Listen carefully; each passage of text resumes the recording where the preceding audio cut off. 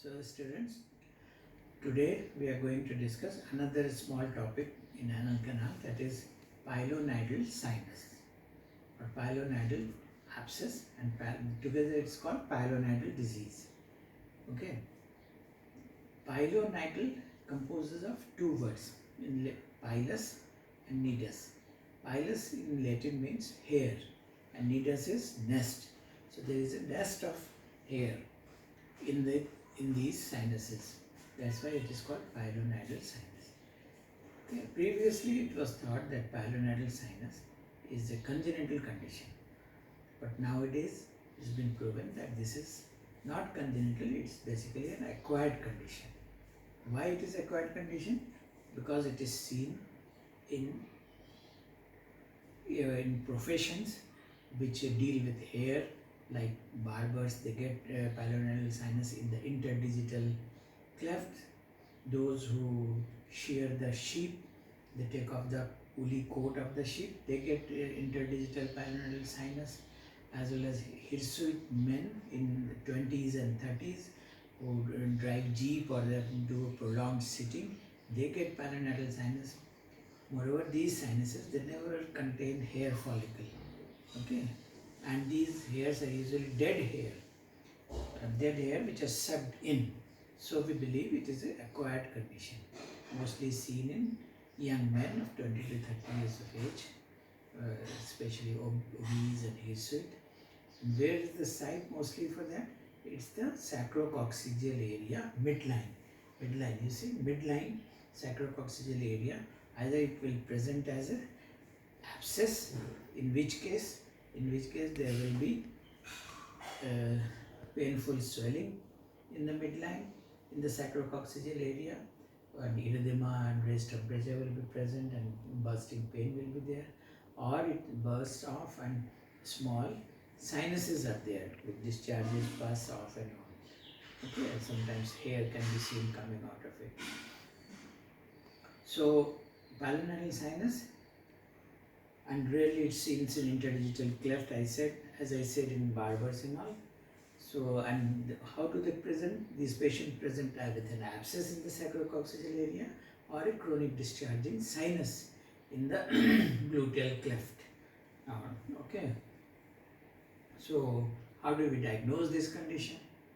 All you have to do is put patient in a prone position and separate the buttocks, and in the midline you can see the sinuses are there.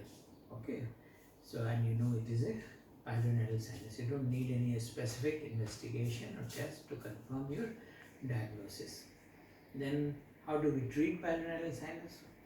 See, if it is presenting as a pilonidal abscess, then obviously, as in other places, you have to drain it. Give a small longitudinal incision of the midline. We don't want to incise the midline because midline is slow to heal. It's a bit ischemic. So we give an incision and drain the pus. If it presents as a multiple opening or sinuses, then there are various ways of dealing it. Either the whole sinus can be excised and the cavity can be left open, and that can be irrigated with hydrogen peroxide and things like that, and it will heal by secondary intention. This has got good results. The recurrence is very less in this case. Or you can excise these sinuses and close it primarily, in which case the recurrence is a bit more. In complicated pilonidal sinuses, various other methods have come. One is Bascom, B-A-S-C-O-M, Bascom. Bascom 1 and Bascom 2. In Bascom 1, what we do, we keep a very small incision surrounding those sinuses or pits and excise that sinus. Okay, and then a lateral incision is given through which the skin is undermined, and we drain the pus cavity and take out the hair and curate any debris present there. This is called Bascom 1. In Bascom 2, what is done? The cleft, the gluteal cleft is obliterated. A triangular incision is given. The diseased part is excised, and then it is stitched in such a way that there is no longer a cleft in between. Okay. Another operation is Carydakis, Karydaakis, Carydakis. What we do in Carydakis? In Carydakis, we exercise minimum amount of diseased tissue. Minimum amount of minimum amount of diseased tissue is excised, and then a flap is raised on one side so that it is brought off the midline, away from midline laterally, and stitched there. As I said, we don't want to stitch in the midline because it's slow to heal and breaks down. So we want to take it laterally and stitch it there.